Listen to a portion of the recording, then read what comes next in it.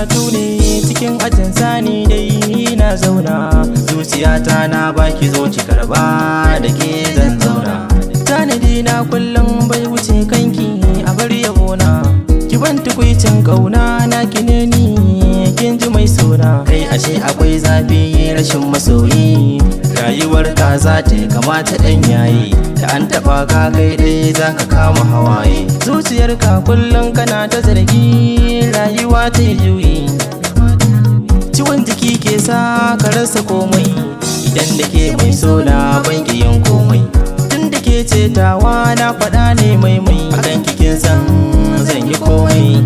Kuka a soyayya ba sarewa ba, shara na hanya ne ka daura dan ba, idan na yo laifi gare ki zan duba.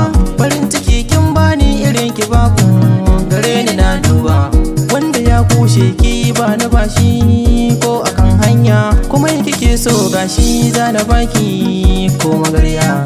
Idan da so kauna wuya ba ta yi dance na ba ƙarya, kin iya gashi kina ta koya mun dance na soyayya.